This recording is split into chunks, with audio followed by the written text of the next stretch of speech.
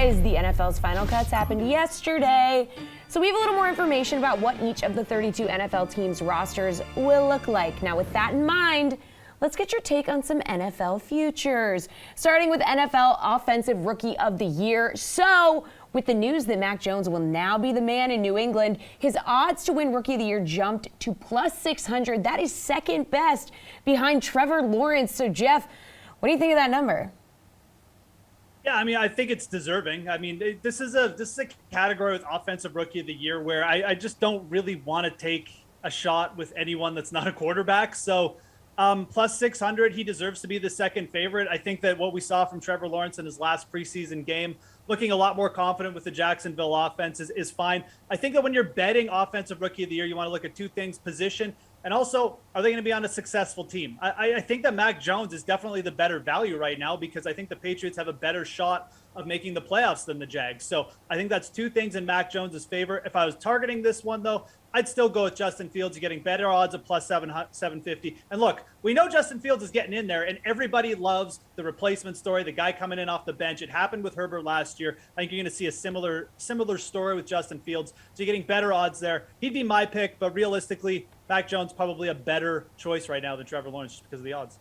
Jules, Mac Jones plus 600. What do we think?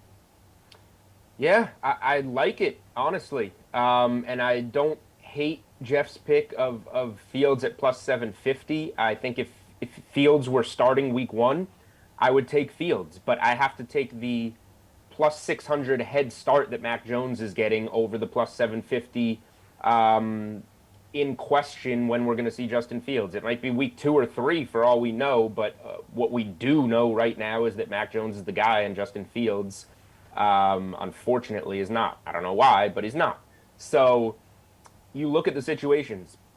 Fields not out there. Trey Lance sounds like not going to be out there, obviously. He's dinged up. Jimmy Garoppolo is probably going to be that week 1 starter. So there's 2 guys that are not starting the season. The other guys are on the Jets and Jaguars, not teams that we know for much success recently in the NFL. So if you're going to get a Mac Jones who now doesn't replace Tom Brady, he replaces a losing team, Cam Newton, that missed the playoffs. If Mac Jones can come in here, play behind a top 5 offensive line, a defense that invested a lot of money, sign 2 big tight ends, and go 10-7 and make the playoffs, it's tough to argue that the award wouldn't be his. All right, Pierce, what do we think?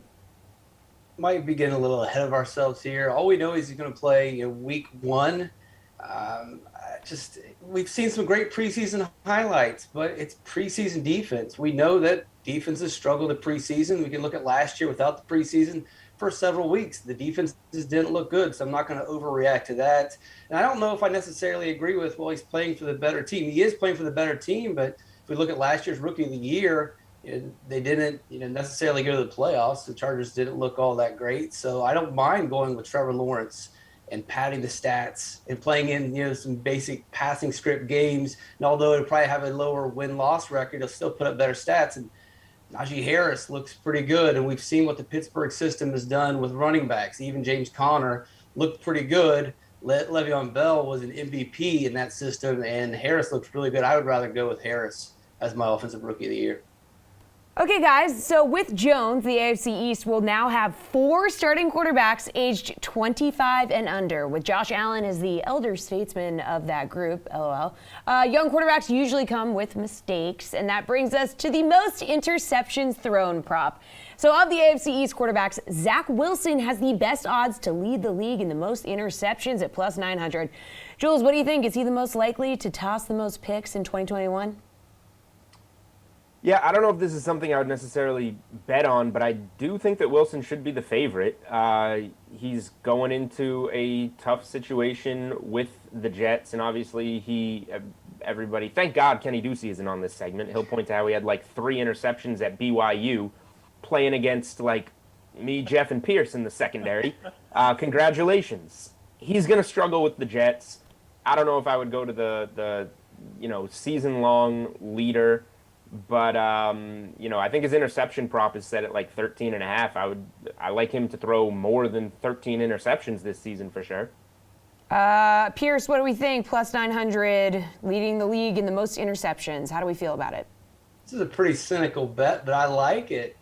The Jets are a 6-win team projected, so they're going to be playing from behind, which means they're going to be passing more, which also means the opposing defenses, they're going to expect them to pass. They're going to have passing defensive formations, which should lead to plenty of interceptions. And one of the things I really like about this is supposedly, now we'd have to ask Kenny about this, but the Jets have improved their offensive line, which is kind of important because we need Wilson to play the entire season, to pass a lot, to throw the most picks. So if the line's playing well and he's healthy, he has a really good shot of throwing the most picks this season. All right, Geoff, it might be cynical, but what do you think? I really like it too. I might send the receipt to Kenny at the end of the year when this hits.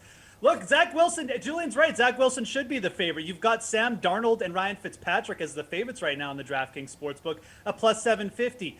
The Panthers are getting McCaffrey back. They threw the 22nd most times in the NFL last year. That's not going to go up. And then you've got Fitzpatrick with a really good defense. They're not going to be behind a lot. I know it's Fitzpatrick. He'll probably throw a few picks. I don't think it's going to be enough. He's going to throw enough to get the lead. Zach Wilson is in the perfect spot. He's not on a good team. He's got a live arm that makes him overconfident. He's probably going to be throwing a lot late in games. It's a perfect scenario here for Zach Wilson. And I don't mind the plus 800 on Jared Goff too, because the Lions are going to be terrible and Jared Goff doesn't have Sean McVay. So those are the two guys I would be targeting with those props. Like both those, but yeah, you're getting better odds on Zach Wilson. All right, so we know now that Aaron Rodgers is back for at least one more run with the Packers. He's plus 1,400 to win the league passing title, which are the 7th highest odds. So what do you think of Rodgers' chances to earn that title, Pierce? I don't like it. The old man needs to change his approach around. And we've seen this with other quarterbacks. You got to try to stop extending the play, take the 3 and out. You look at Roethlisberger, was injured in 2019. He came back last season, and he changed his approach. And he was only sacked 13 times, and we saw his passing yard totals drop to 3,800. If Rodgers is smart, he's going to follow the game plan that Tom Brady has laid out, that Ben Roethlisberger has laid out. Play conservative, concede the stats, but get the wins. Roethlisberger won 12 games last year. I don't know if Rodgers will do that, but if they want to win games, then maybe they play a little bit more conservative, and so he won't get the passing title. All right, Geoff, what do we think? Yeah, I'm not interested in Aaron Rodgers at plus 1,400 at all. Look, the Packers, again, they were 24th in pass attempts last year. The Packers are a good team. They've got good running backs. They just committed like $1 billion to Aaron Jones.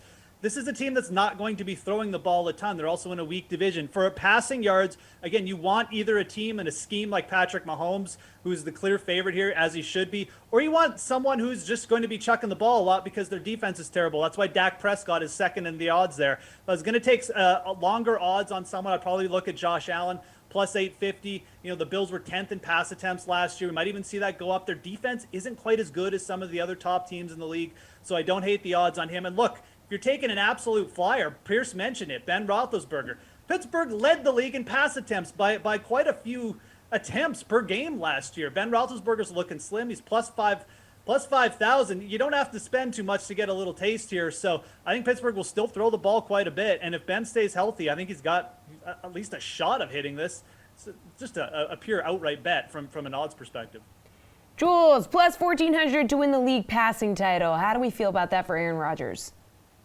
Yeah, it's fair. I'm not all that high on it like the rest of the guys. I would say, you know, if I'm going to make a bet in this price range, I don't hate Matt Stafford plus 1,200. He's getting a lot of upgrades offensively, except for the running back position being extremely dinged up, so I would expect them to throw the ball more. So he catches my eye. Otherwise, I would just go, you know, way further down the board and look to, like, I don't know, Joe Burrow plus 2,500, Kyler Murray plus 4,000. Just do a small sprinkle, look for a little dart throw, rather than bet some of these favorites.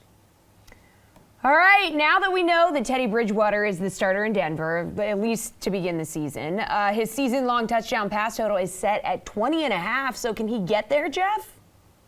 No, there's just, I mean, look, he could get there. Anything could happen. I mean, if he plays the full 17 games, absolutely, he might hit like 22 or something. But again, this is just a player, 15 touchdowns last year in a system in Carolina. And look, Carolina, again, even without Christian McCaffrey, they were pretty run heavy. They were 22nd in pass attempts. He's going to a system in Denver. They were 19th in pass attempts. And Denver's defense has gotten better. This is a team that's probably going to run the ball even just a little bit more this year. I'm just not sure that the volume is going to be there for Teddy Bridgewater. And I haven't even mentioned the fact that he actually has a backup QB who could easily supplant him for a few games this year in Drew Lock. Teddy Bridgewater comes off a couple bad games.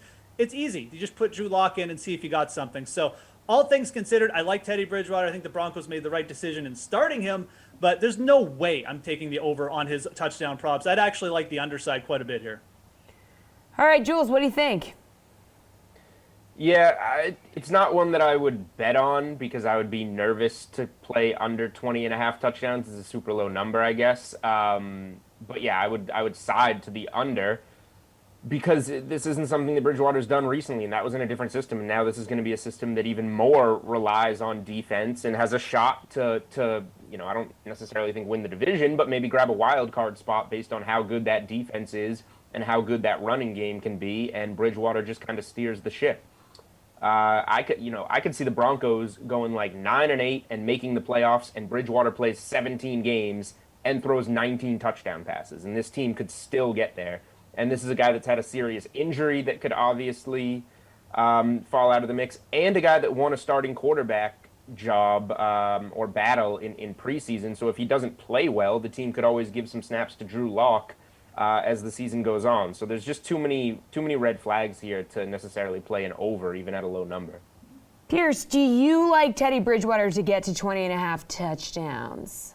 I don't. Initially, when you look at the number on the paper, it is kind of intriguing. 20 touchdowns doesn't seem like that much from Teddy Bridgewater and a pretty good offense. But you look at last season, he had plenty of weapons last year. And as Geoff mentioned, just 15 touchdown passes in 15 games. And Carolina was often in passing scripts, and he still was unable to pile up the stats. But that's kind of what we've grown to expect from Teddy Checkdown. And he is pretty much the perfect fit for this offense. They're going to be more conservative than Carolina was last year. They're just going to play good defense, and Bridgewater's going to go out there and take 3 and outs, not really try to force the issue, let the defense win the game, sort of like what we saw when Denver won the Super Bowl a couple seasons ago. Peyton Manning was pretty conservative that season. It wasn't the Peyton Manning we had seen in the past, and he just played, pretty laid back. Well, not laid back, but didn't really force the issue. So I can't imagine that he's going to go over that number this year.